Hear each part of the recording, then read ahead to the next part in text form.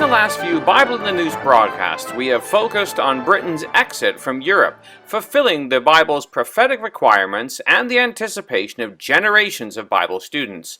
Now we move our attention to what everyone is asking: what is next? Well, the scripture is clear on its assessment of Europe in the latter days and their destiny. They are to comprise the Roman beast that is resurrected in the time of the end, as we read in Revelation chapter 17 and verse 8.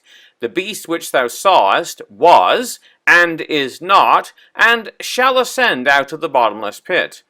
This ascending beast is comprised of 10 horns, which by themselves don't amount to much, but together form the beast power, as we read in verse 12.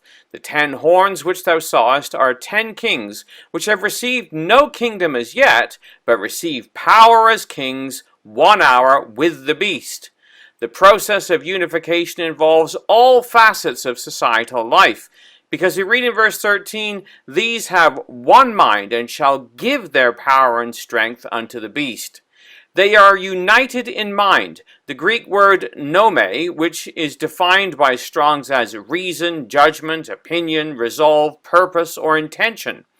Consequently, they voluntarily give their power and strength to the beast. Power, the Greek word dunamis, is defined by Strong's as their inherent power, the power and influence which belongs to riches and wealth, and the power and resources arising from numbers, or the power that consists or rests upon armed forces. Regardless of the current turmoil in the European Union, with the British vote to leave the European Union, the end game is perfectly clear. A strong union will be formed with Britain out. Well, the past few weeks have seen a clear response from Europe to Britain's vote. A chorus of views have been expressed by European politicians, and for the most part they are united. They have voted to go, so Britain must get out quickly. JeanClaudeJuncker, the EU Commission President, said, "Personally, I'm very sad about this decision, but of course we have to respect it.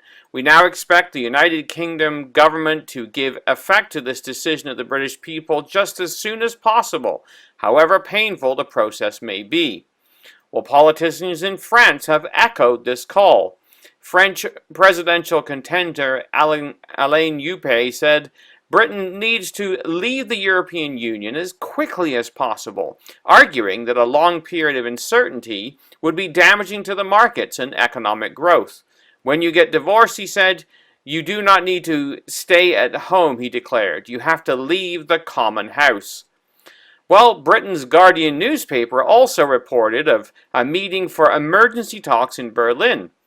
Foreign ministers from the EU's 6 founding member states demanded the earliest possible start to the Brexit process.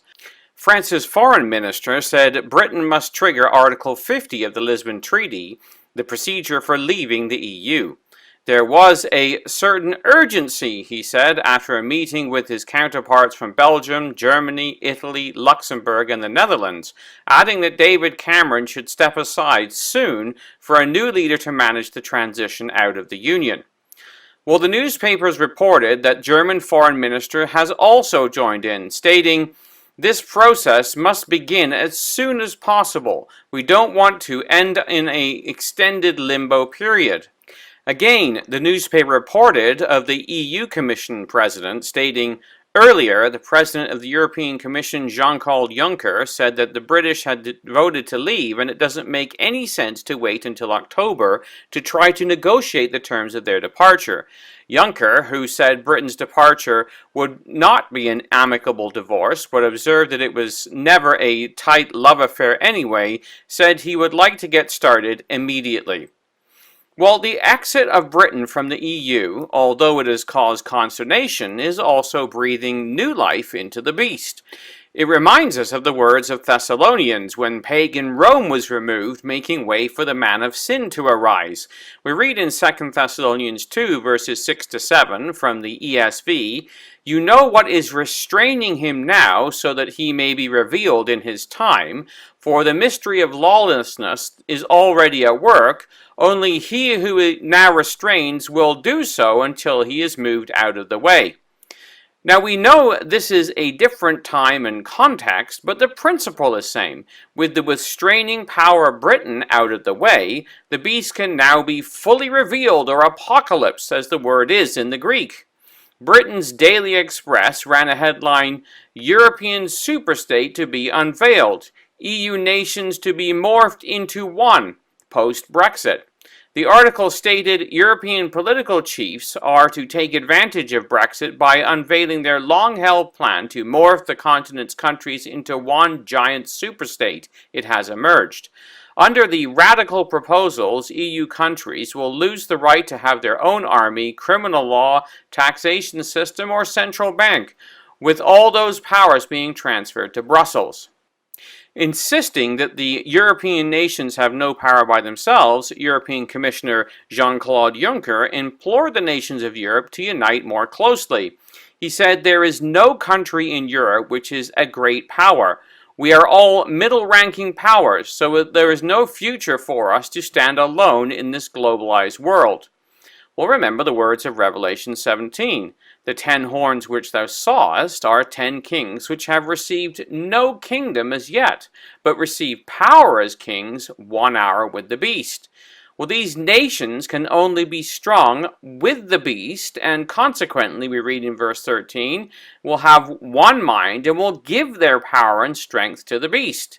Well, a chorus of European politicians and leaders have been singing out of the same hymn book. France's Juppe has this to say: "We need to find a new distribution of power between the Union and the member states.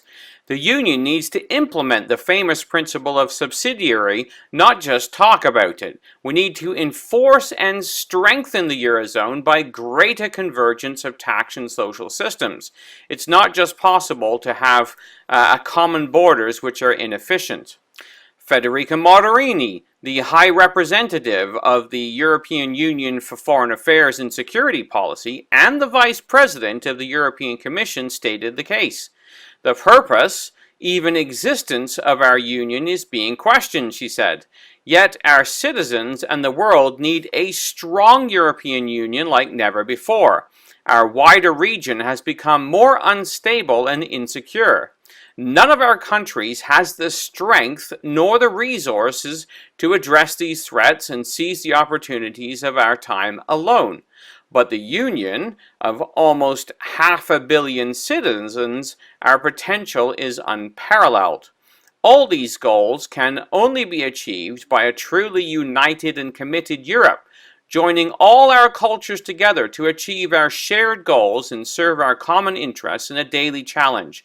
But it is our greatest strength. Diversity is what makes us strong. Yes, our interests are indeed common, European interests. The only way to serve them is by common means. This is why we have a collective responsibility to make our union a stronger union. The people of Europe need unity of purpose among our member states and unity in action across our policies." Well, unity of purpose is what is being called for, or as the Bible terms it, having one mind. Leadership of the European beast system is already being contended for. In an article by ABC Online, Germany is already seen as a leading contender. The article states, after living in the shadow of London for decades, Britain's move should also allow the German financial capital, Frankfurt, to shine as a global market hub and emerge at the heart of European financial life. Germany announced plans to expand its army for the first time in 25 years, with Berlin also quietly increasing its role in international military missions. Berlin's military boost should help fill at least part of the vacuum in Europe left by Britain, a pillar of EU's defense capabilities. End quote. So as Britain leaves, we see the European Union looking to strengthen itself, drawing closer together, and becoming more like the system described in the Bible. This will no doubt take time, and there will be some speed bumps along the way. The fascinating thing is that with Britain out of the way, the road is clear to construct a Europe that is more in keeping with the biblical image. On a footnote, what is also interesting is an article written by former Israeli ambassador to America, Michael Oren. In a meeting with the Dutch Foreign Affairs Committee, reportedly, he said, "Let me get this straight. Your country is in an economic crisis, tens of thousands of refugees are massing on your borders, and the EU may be unraveling. And yet the issue that most occupies you is Israel?" Well, Oren reported that his hosts all agreed this was the biggest issue. He went on to state, "Whether Dutch or Belgian or German, they all report the same phenomenon. Israel, more than security, more than refugees, and the economy sparks their bitterest debates. And each time I hear this, I find myself astonished. At stake, I realize, is not Israel's identity, but the Europeans. For them, the Jewish state is exactly that, a state of Jews against whom the West is once again defining itself." He went on to state Europe's relationship with Jews over the ages. Just as after the destruction of the Second Temple in 70 CE, Roman coins showed a proud legionary holding a spear over a humble Jewish woman, medieval cathedrals portrayed ecclesia lording a spear-like cross over the cowering Jewish women. Oren recalls the hostile relationship with Europe and the Jewish people throughout history. Luther, the Enlightenment, the French Revolution, the Dreyfus Affair, and of course Nazism. So as Europe has the restraints of Protestant Britain removed from its conscience, it can now formulate its united, unfettered position on Israel.